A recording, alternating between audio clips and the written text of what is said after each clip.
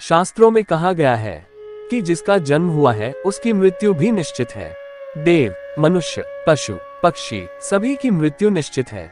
मृत्यु और मृत्यु के बाद पुनर्जन्म की बातें हम अक्सर सुनते हैं, लेकिन क्या सच में मृत्यु के बाद आत्मा का पुनर्जन्म होता है? और क्या सभी आत्माओं का पुनर्जन्म होता है? आइए जानते हैं मृत्यु के पश्चात आत्मा के पुनर्जन्म के रहस्य और कारणों के बारे में।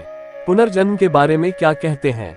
वेद पुराण, पौराणिक वेद यजुर्वेद के शतपथ ब्राह्मण में मृत्यु पश्चात आत्मा के पुनर्जन्म के बारे में विस्तार पूर्वक बताया गया है।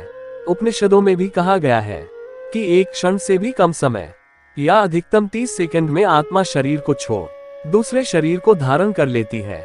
गरुड़ पुराण में कहा गया है कि मरणोपरांत आत्मा को नया शरीर धारण करने में 3 दिन, 13 दिन, सवा महीने या साल भर का समय लग जाता है।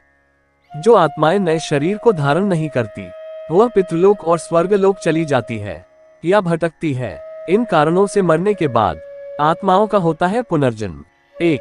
बदला लेने के लिए। ऐसा मनुष्य जिसके साथ जीवन में बहुत अन्याय हुआ हो और इस कारण उसकी मृत्यु हो गई हो, तो ऐसे में प्रतिकार या बदला लेने के लिए आत्मा का पुनर्जन्म होता है। 2. अकाल मृत्यु के कारण। दुर्घटना, हादसा या किसी विपदा के कारण किसी की अकाल मृत्यु हो जाती है, तो ऐसे व्यक्ति की कुछ इच्छाएं अधूरी रह जाती है। इच्छाओं को पूरा करने के लिए मृत्यु के बाद ऐसी आत्माओं का भी पुनर्जन्म होता है। 3. पाप का भोगी होने के कारण।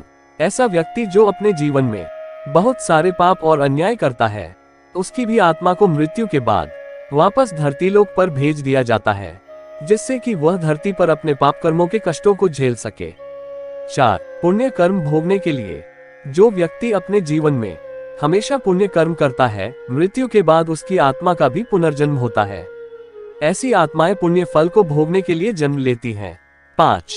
अधूरी साधना को पूरा करने के लिए। किसी व्यक्ति की मृत्यु बहुत जल्दी हो जाती है, ऐसे में उसकी कुछ तपस्या, साधना या इच्छाएं अधूरी रह जाती है।